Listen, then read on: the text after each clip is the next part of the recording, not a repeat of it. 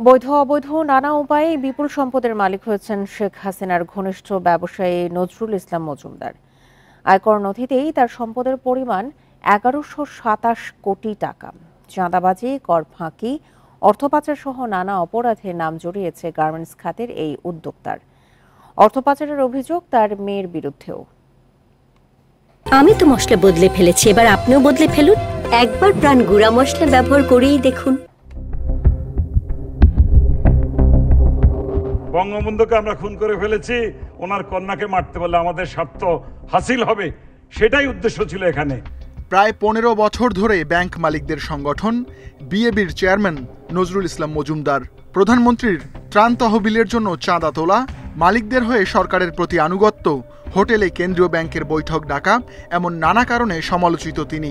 ক্ষমতার এতটাই কাছে ছিলেন যে দেশের একজন শীর্ষ উদ্যোক্তা হয়েও এখন পলাতক। আয়কর নথিতে ৫৩২ কোটি টাকার অকৃষি সম্পদ, ব্যাংকে এফডিআর ৪৪০ কোটি টাকা, বিভিন্ন কোম্পানির শেয়ারের দাম ৯৮ কোটি, ব্যবসার মূলধন ২৬ কোটি, নগদ ৩০ কোটি টাকা দেখান নজরুল ইসলাম। বিপরীতে ব্যক্তিগত ঋণ ৩০০ কোটি টাকা। ১০০০ কোটি টাকার এই মালিক গত অর্থ বছরে কর পরিশোধ করেন মাত্র ১১.৫ কোটি টাকা। গার্মেন্টস ব্যবসার আড়ালে নজরুল ইসলাম মজুমদারের বিরুদ্ধে শুল্ক ফাঁকি দেওয়ার অভিযোগ পুরনো। তবে রাজনৈতিক প্রভাবের কারণে তার বিরুদ্ধে শক্ত অবস্থান নেয়নি জাতীয় রাজস্ব বোর্ড এনবিআর। অভিযোগ আছে শুল্কমুক্ত সুবিধায় কাঁচামাল এনে খোলা বাজারে বিক্রি, আমদানি রপ্তানিতে মূল্য কখনো কম কখনো বেশি দেখিয়ে অর্থ পাচার করেছেন। যুক্তরাজ্যের সরকারি ওয়েবসাইট ঘাঁটলেই নজরুল ইসলাম ও তার মেয়ের অর্থ পাচারের তথ্য মেলে। লন্ডনে অন্তত ৪ কোম্পানিতে আছে আনিকার মালিকানা। কোম্পানিগুলো আর্থিক ও আবাসন ব্যবসায় জড়িত। ANW নামের কোম্পানিতে মেয়ের সঙ্গে পরিচালক ছিলেন নজরুল ইসলামও। সমালোচনার মুখে গত বছর তিনি পদত্যাগ করেন। আনিকার বয়স ২৫ বছর, জাতীয়তা ব্রিটিশ।